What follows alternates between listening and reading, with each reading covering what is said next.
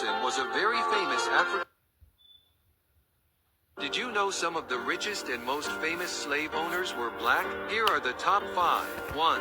Anthony Johnson, an African American who lived in the British colony of Virginia in the 17th century and was a very wealthy slave owner.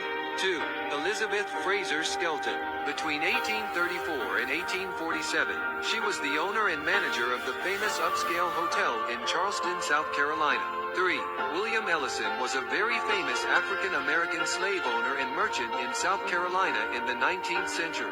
4. John Carruthers Stanley was an African American who held slaves in the state of North Carolina in the 19th century. 5. Antoine Dubuquin was an African American who held slaves in the state of Louisiana in the 19th century. Now you know.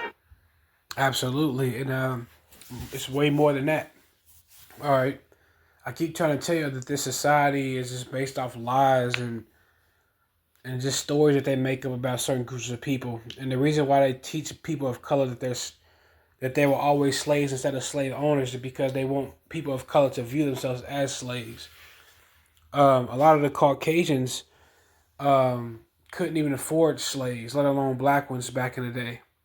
All right, so when you hear them talk about slavery, a lot of black people, they every time they see these videos about how black people own slaves, they try to make excuses on why black people own slaves. They try to say that, oh, well, they were trying to save their family members from being slaves. That's why they adopted them. No, that's not why that was. You have people who was trying to get their family members out that position? Absolutely. But the real reason why they was doing it because it made them a lot of money. All right, I tell you all the time that slavery was not based off race. It wasn't race based, or just now. Over time it did, but if it didn't start off as race based.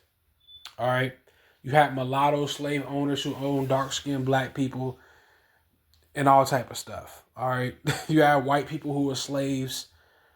All right, so don't be falling for these false narratives that are out here. All right. Black people own slaves. Dark-skinned black men own slaves. All right. It's actually a book that I read about the mulattoes who own slaves, and a lot of times I said in my last video about how they were sometimes, especially to the mixed race children, but it's only with the mixed race children whose forefather was slave owners. They would pass their slaves down to them as an inheritance, and there'll be slave owners over them. All right.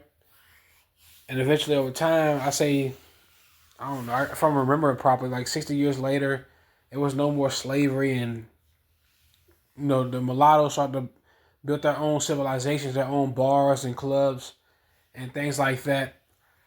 And they excluded darker people. Allegedly, that's what happened. And then eventually over time, the one drop rule, and they kind of lost that superiority complex once they kind of, over integrated with the darker blacks, and been getting their ass kicked ever since. But I'll see you on the next one.